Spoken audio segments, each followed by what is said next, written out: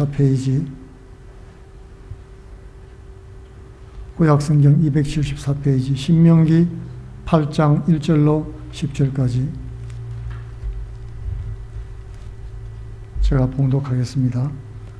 내가 오늘날 명하는 모든 명령을 너희는 지켜 행하라.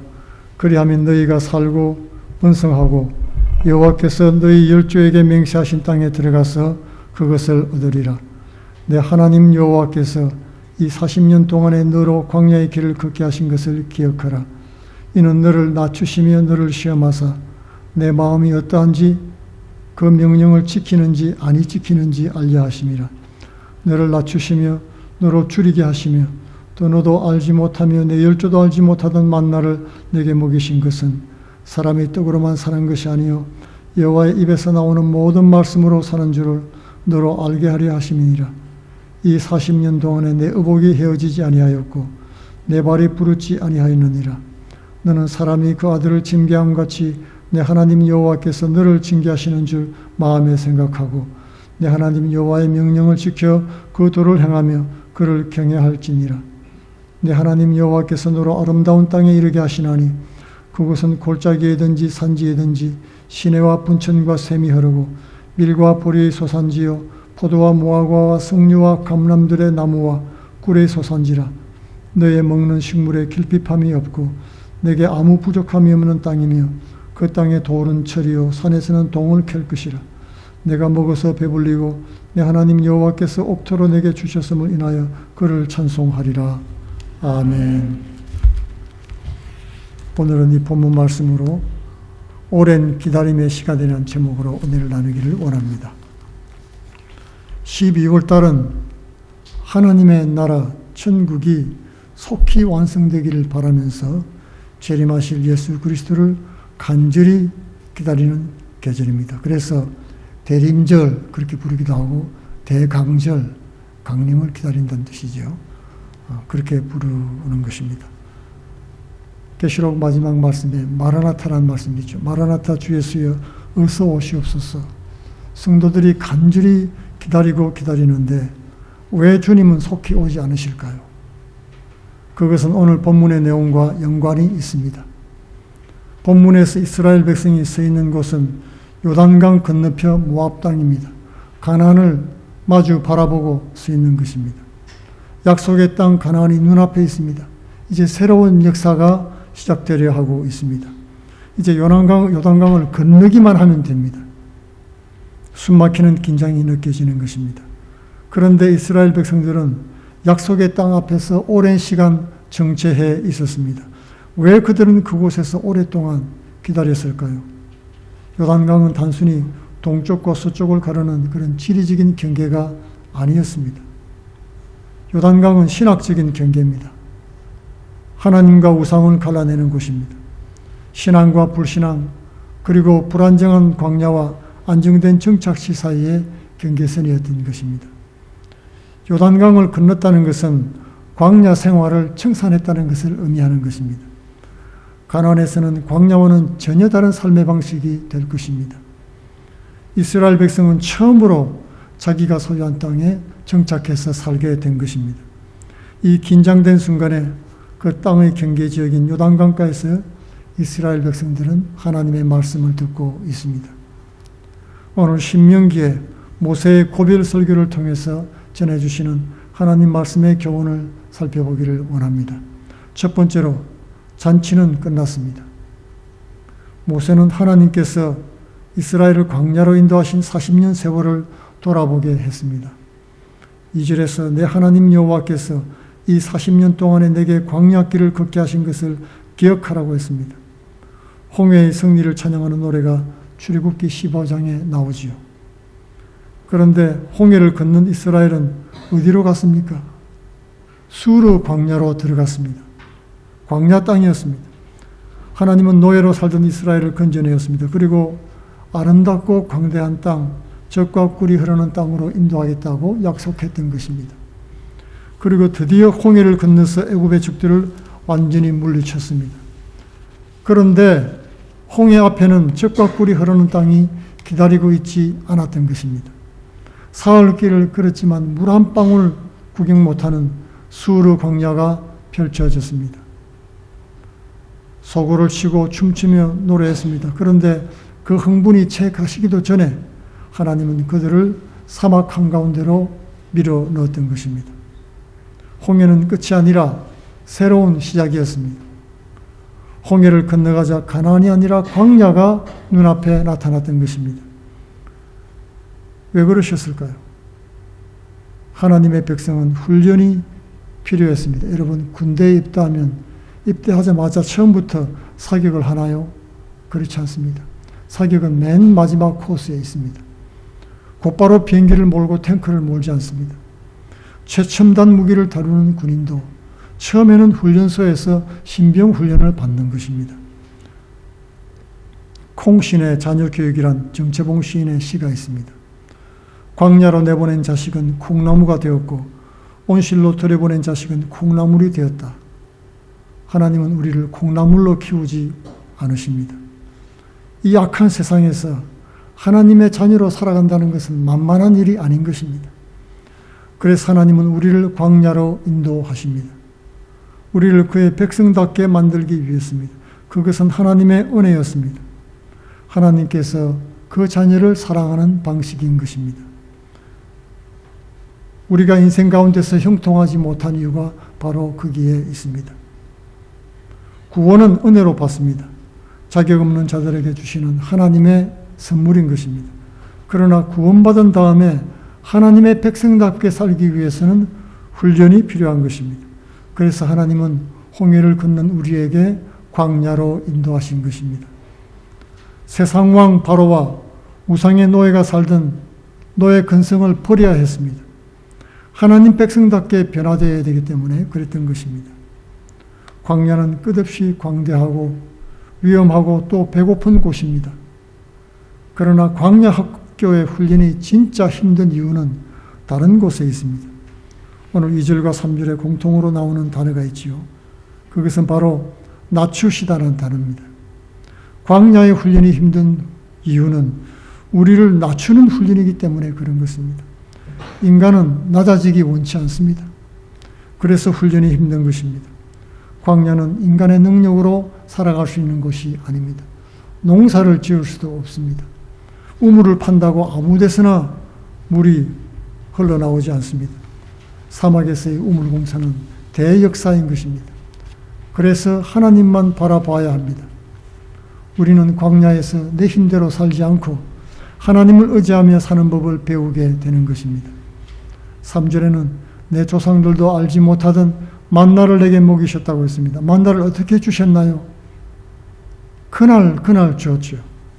일주일치나 한 달치를 한꺼번에 딜리버리 해주지 않았습니다. 많이 저장해도 하루가 지나면 썩어버렸던 것입니다. 안식일에만 이틀치를 두어도 썩지 않았습니다. 그래서 매일매일 하나님만 바라보고 의지했던 것입니다. 전쟁에 나갈 수 있는 20세 이상의 남자만 60만 3,550명이었습니다. 전체 인구로 치자면 200만 명이 넘었을 것입니다. 이 군대가 내일 먹을 식량조차 없다는 것입니다. 그것은 믿음이 없이는 견디기 힘든 피가 마르는 일이었습니다. 3절에서는 만나를 먹이신 이유를 너희를 낮추기 위해서라고 했습니다. 광야는 하나님만 바라봐야 하는 것입니다.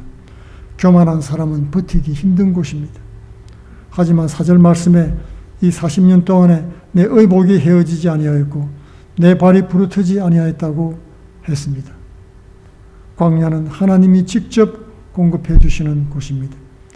이 세상의 경제 원리가 통하지 않는 곳입니다.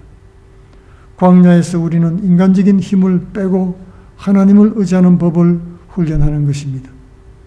두 번째로 가나안은 아름다운 땅이지만 아무나 못 들어가는 유혹의 땅입니다. 7절에서 10절로 가나안 땅에 대해서 소개하고 있습니다. 하나님께서 가나안에 대한 정보를 알려주고 계신 것입니다. 그 땅에 대해서 우리는 네 가지 사실을 알 수 있습니다. 내 하나님 여호와께서 너를 아름다운 땅에 이르게 하시나니 그곳은 골짜기든지 산지든지 시내와 분천과 샘이 흐르고 밀과 보리의 소산지요 포도와 무화과와 석류와 감람나무와 꿀의 소산지라. 내가 먹을 것에 모자람이 없고 내게 아무 부족함이 없는 땅이며 그 땅의 돌은 철이요 산에서는 동을 캘 것이라. 내가 먹어서 배부르고 내 하나님 여호와께서 옥토를 내게 주셨으므로 말미암아 그를 찬송하리라. 이 내용이 무엇입니까? 이제는 더 이상 극한 상황이 되었어야 비로소 솟아나는 그런 샘물을 기다릴 필요가 없다는 것입니다. 골짜기든지 산지든지 시내와 연못과 샘물이 있습니다. 이제 만나를 기다릴 필요가 없습니다. 그 땅은 밀과 보리와 무화과와 석류, 감람나무와 꿀을 내어줄 것이기 때문에 그렇습니다. 철이 돌처럼 흔하고 산에서는 구리를 캘 것입니다. 농기구와 무기를 마음껏 만들 수가 있습니다. 더 이상 이스라엘은 광야의 불안하고 위험한 삶에 노출될 필요가 전혀 없다는 말씀입니다. 참으로 좋은 소식을 알려줬습니다. 그런데 왜 하나님은 요단강 앞에서 속히 건너지 않고 왜 그들의 발걸음을 멈추어 세웠을까요? 적과 꿀이 흐르는 그 땅은 어쩌면 광야보다도 더 위험한 곳이기 때문에 그런 것입니다. 그 땅이 왜 위험합니까? 그 땅 안에는 주의 백성들을 유혹하는 요소들이 숨어 있기 때문에 그렇습니다. 한 가지는 그 땅 자체가 주는 유혹이 있습니다. 그리고 또 한 가지는 그 땅 안에 살고 있는 사람들의 유혹입니다. 모세는 이것을 염려했습니다. 모세의 고별 설교 8장에서 계속해서 기억하라, 잊어버리지 않도록 조심하라라고 반복하고 있는 것입니다. 11절과 12절에 내가 오늘 내게 명하는 여호와의 명령과 법도와 규례를 지키지 아니하고 내 하나님 여호와를 잊어버리지 않도록 삼갈지어다. 하나님은 이스라엘 백성이 약속의 땅 안에 들어가 살아갈 때 사람 사이에 지킬 법을 주시고 또 하나님을 섬기는 법을 주셨습니다. 가나안 땅에 사는 사람들처럼 살면 안 된다는 것입니다. 하나님은 가나안 땅에 살고 있던 순진무구한 사람들을 쫓아내 버린 것이 아니었습니다. 하나님은 자기 자식 챙기려고 남의 자식 것을 빼앗아서 주는 그런 하나님이 아닌 것입니다.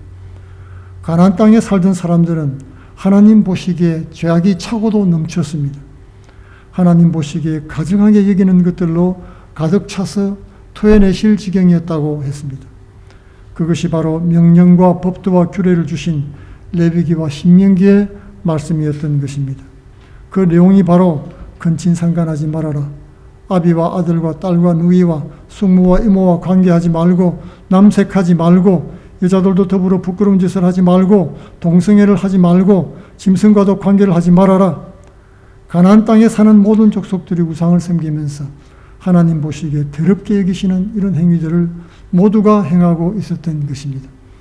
그래서 하나님이 자기 백성 이스라엘을 통해서 가나안 족속들을 몰아내고 그 땅을 차지하도록 허락하신 것이었습니다.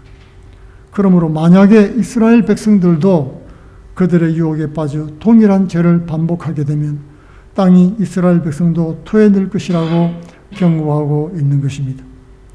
또 한 가지는 그 땅 자체의 유혹입니다. 13절, 14절에 내가 먹어서 배부르고 아름다운 집을 짓고 거주하게 되며 또 내 소와 양이 번성하여 내 은금이 증식되며 내 소유가 풍부하게 될 때에 내 마음이 교만하여 내 하나님 여호와를 잊어버릴까 염려하노라 라고 했던 것입니다. 땅의 소유는 사람을 교만하게 만듭니다. 그래서 하나님을 잊어버리게 만들 수 있는 것입니다. 땅이 가진 최고의 유혹은 바로 하나님으로부터의 단절인 것입니다. 광야에서의 가나안은 이스라엘로 하나님을 의지하게 만들었습니다. 그러나 가나안의 풍요는 더 이상 이스라엘이 하나님을 의지 안 해도 되도록 만들었습니다. 땅이 하나님이 된 것입니다. 이제 하나님의 도움을 의지할 필요가 없어졌습니다. 자신이 스스로 삶을 계획하고 이끌어가는 삶을 살아갈 수 있게 된 것입니다. 땅만 생각해도 24시간이 모자랍니다. 한눈 팔지 않고 정신없이 살아야 남보다 조금이라도 더 많은 소출을 올릴 수가 있습니다. 광야에서는 하나님만 생각했습니다. 그러나 약속의 땅에서는 하나님 없이도 사는데 지장이 없다고 생각하는 것입니다. 더 솔직히 말하면 젖과 꿀이 흐르는 땅에서는 하나님의 존재가 부담스럽기까지 한 것입니다. 이스라엘도 가나안에서 열심히 제사를 드렸습니다. 그러나 더 이상 하나님의 기적은 기대하지 않는 것입니다. 하나님의 기적이 더 이상 필요 없는 것으로 여겼습니다. 그 대신 가나안 족속들을 부러워하면서 풍요로워 보이는 가나안 문화와 음란한 가나안 종교에 동화되고 말았던 것입니다.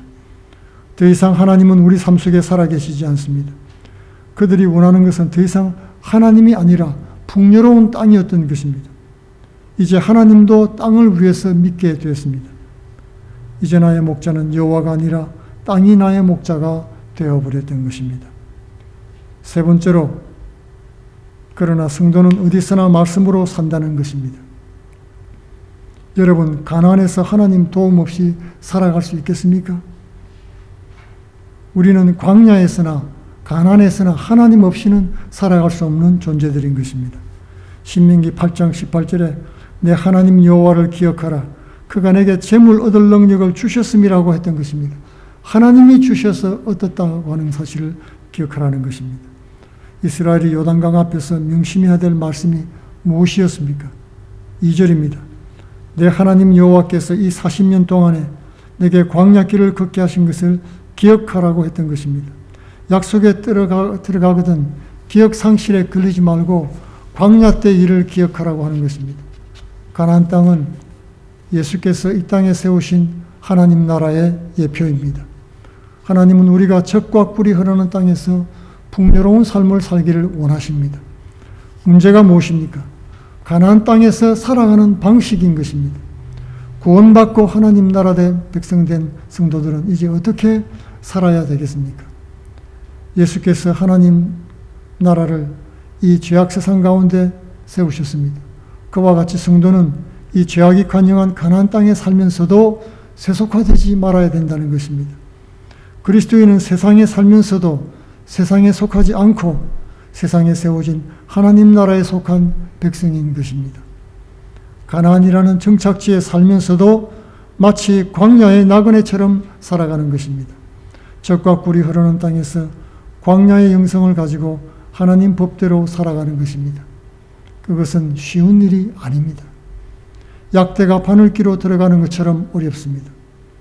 그러나 길이 있습니다. 예수께서 사단에게 유혹당하실 때 인용하신 말씀입니다.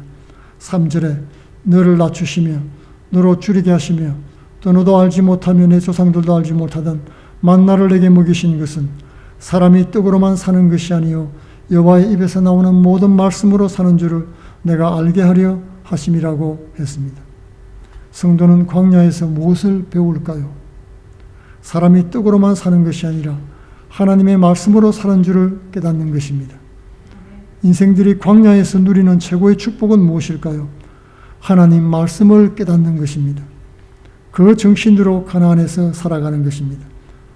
말씀이 없으면 성도는 땅에 취해서 살다가 죽을 수밖에 없습니다. 세상 사람들에게 유혹을 받아 믿음을 잃어버리게 되는 것입니다.